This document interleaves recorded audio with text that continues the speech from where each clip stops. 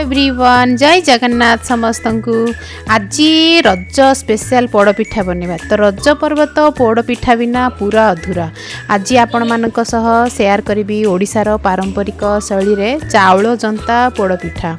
जोटा कि बहुत ही नरम स्वादिया लगे। तो गाँ रज पिठार स्वाद आसो आ तार छोट छोट टिप्स मु शेयर करी आपण मैंने जदि से देखिए से परिका फॉलो करेंगे तो पूरा परफेक्ट लगे नरम कलिया लास्ट चाहे देखिए जोटा कि भल से तार टिप्स देखिए टाण जमा भी हेनी आ रेसिपी टी डेरी न करके आसतु आरंभ करवा। चाउल 2 ग्लास नहीं पाखापाखि 500 ग्राम अरुआ चाउल ताकू भल से ओभरनाइट पाई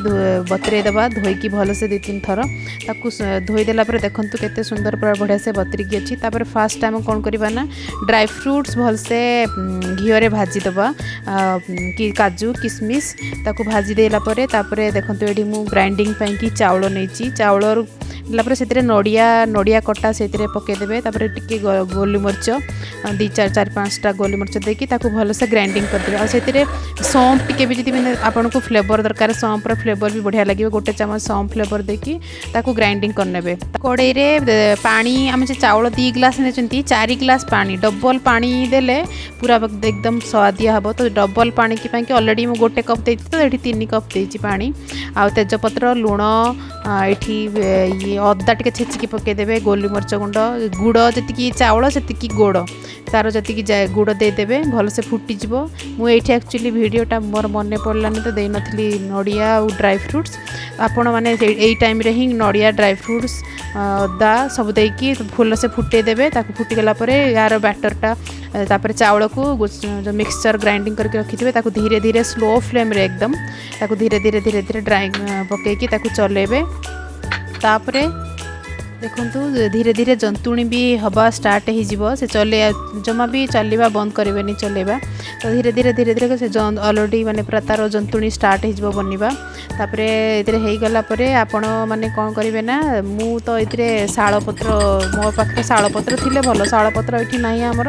ये मु कदली पत्र कर गोलमरीच अदा से पानी रे ही देबे मु भूली जाइली तो ये देली से पानी फुटिला बेले ही सब जिनस दे पारे। तापर यहाँ देदेला ऑलरेडी देखूँ तापर लास्ट रे 1 चम्मच घी पकईदे से पूरा एकदम केते जानवे कि ऑलरेडी बैटनटा हो गला देखूँ से पूरा कड़ई छाड़ी घी 1 चम्मच देदेवे लास्ट को से पूरा एकदम बढ़िया देखा तापर मु प्रेशर कुकर वाला करची तो प्रेशर कुकर को भल से घी लगेगी लगेदेवे तापर कदली पत्र भल से डबल लेयर करके 2 लेयर करके पके देकी पोड़ पिठा सब बड़े मन रखिथे निहाती गरम गरम केबे भी खाइबे निहाती 5-6 घंटा रखिकी ठंडा हैला परे खाइबे नहले से तो जमा भी भल लगिबनी पूरा लगे पाटे जमीती भी हेले। तो देखूँ ये मुझे ऑलरेडी सब रेडी हो गला घी देदेली कदली पत्र उपर सेट करके तार जंतुणी एवं देदे जंतुणी देदेला गोटे मेन गोटे छोट टिप्सटे बताऊँ कहूँ आपण मानू नड़िया भल से सेट करदे जस्ट तार मैंने एक्चुअली खाइले पार्टी मैंने से पोड़ा नड़िया बहुत बढ़िया बास्ना दब। तापर जंतुणी को ये सेट करने कि गोटे ग्लास रे घी टिके लगे देकी कि माने गोटे गिना रे ताकू भल से सेट करें है सेटा करदेले बढ़िया माने फाटबनी माने से सेट होकर रही। काजू टिके लगे कि गार्निशिंग कि काजू नड़िया करके लगे रखिपारे तापर भी कदली पत्र देकी ताकू भल से कभर करके प्रेशर कुकरटा कभर करदेवे कभर करके लो एकदम लो मीडियम फ्लेम रे 30 मिनट पाई छाड़देवे। डिपेंड करे केते मोटा पिठा करजंती जेहेतु मुझे पतला पिठा करथि तो मोर 30 मिनिट्स रे हो गला आ तार सिटीटा देबेनी प्रेशर कुकर रो तार सिटी देबेनी देखो तो केते सुंदर केते नरम भी हेची